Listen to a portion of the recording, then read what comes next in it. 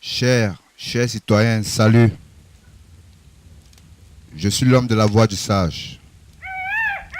La sagesse de ce message, ou le but de ce message, consiste à être amour, à pardonner et à rester zen. La guerre, la jalousie, l'hypocrisie, c'est pour les esprits pauvres et ignorants. Et leur salaire, c'est la mort à la finale. La paix, l'amour, le pardon cultivent la vie en abondance avec sa nature. Donc, cultivons la paix. Engingelae et Yessé, Engingelae et Yessé, prêtons bien l'oreille. Il était une fois l'histoire de sagesse. L'histoire de sagesse. Il était une fois, dans un clan, vivait un doyen au nom de sagesse, qui allait toujours en forêt manger de très bons fruits qu'il traduisait fruits de sage. Ce doyen régnait en pleine forêt et responsable d'un très grand clan.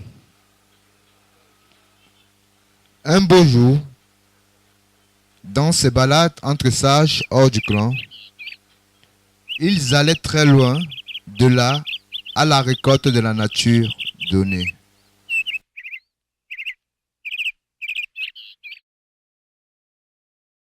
Les arbres de cet entourage, chargés de très bons fruits bien mûrs, ils en mangeaient tellement et rentraient avec des réserves. Et depuis ce jour, lorsqu'il arrivait un peu de temps, il allait se ravitailler. Le doyen revenait tout seul auprès de ses retrouvailles entre ses fruits naturels et lui. Par moments, il en revenait sans ressoucer. Or, les sauvages, eux aussi, en aimaient qu'ils se sont installés tout près.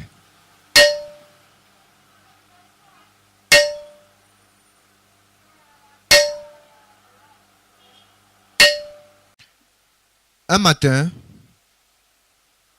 dans leur promenade entre sauvages, ils surprirent un homme qui mange des fruits de nos ressources.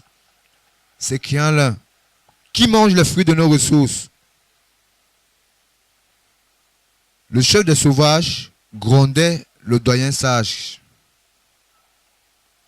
Ton fruit?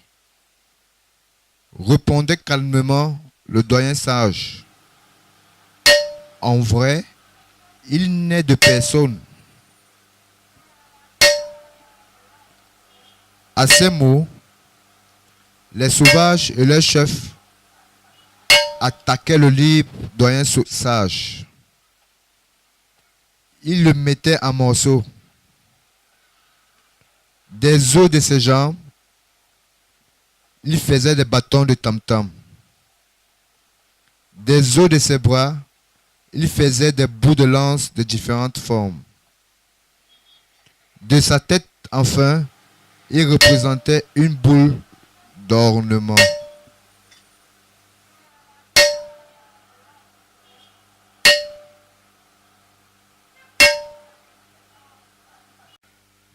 Parmi eux se trouvait un berger musicien qui prit un doigt du doyen sage, en tira un minuscule os et se tailla une petite flûte. Chaque jour, en allant au champ, en restant avec ses brebis, le berger manipulait toujours sur sa flûte en chantant la mort de sagesse. Pendant ce temps, s'inquiétait le clan du doyen sage et alors s'était mis à sa recherche. Il fouillait la forêt et les endroits possibles, mais rien. Il cherchait dans tous les secteurs et coins sans résultat. Un jour, l'un des sages, dans ses recherches, décidait de rentrer. Dans la seconde scène, nous comprenons que le monde est fait du bien et du mal et que l'amour est le seul bien-être pour le garder dans la lumière. À suivre.